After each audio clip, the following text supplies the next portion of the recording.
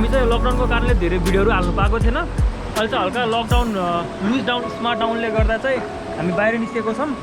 हामी चाहिँ नलपरासीदेखि माथि 15 किलोमिटर यो ब्रिटिस क्याम्पदेखि माथि आएको छौँ। त्यहाँनिर चाहिँ यो नेचुरल स्विमिङ पुलमा एकछिन स्विमिङ गर्दै रमाइलो गर्दैछौँ।